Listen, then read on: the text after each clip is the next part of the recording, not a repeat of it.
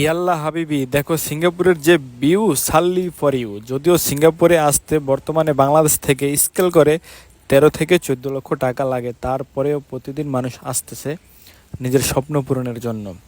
আর Singapore এরকম একটা দেশ ভাই, এই দেশে সবচাইতে বেশি ইয়াংদের, মানে ইয়াংরা অনেক বেশি পছন্দ করে সিঙ্গাপুরটা।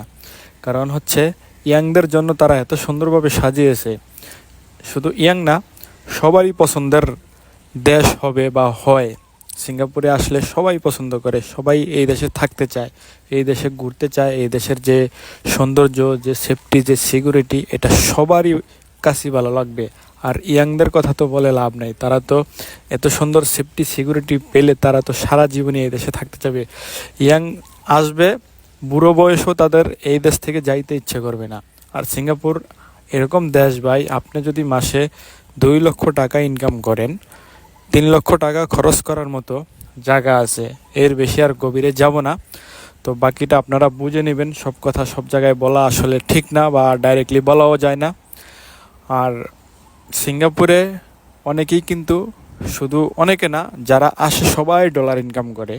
সিঙ্গাপুরে ডলার ইনকাম করা যায় ঠিক, তবে সেই ডলার সবাই ঠিক কাজে, সঠিক কাজে ব্যয় করতে পারে না।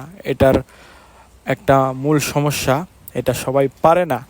যারা পারে তারা তো খুব দ্রুত তাদের স্বপ্ন পূরণ করার জন্য যে লক্ষ্য আছে সে লক্ষ্যে তারা পৌঁছাতে পারে।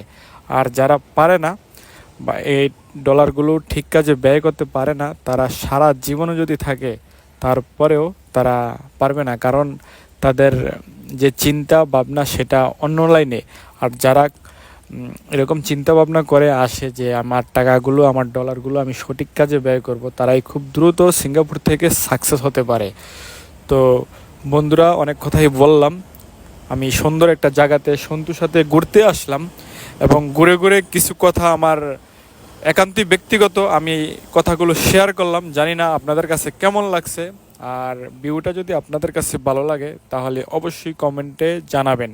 আর আমার কথায় যদি কেউ কষ্ট পেয়ে থাকেন, তার জন্য আমি আন্তরিকভাবে দুঃখিত। সবাই ভালো থাকবেন, সুস্থ থাকবেন। আল্লাহ হাফেজ।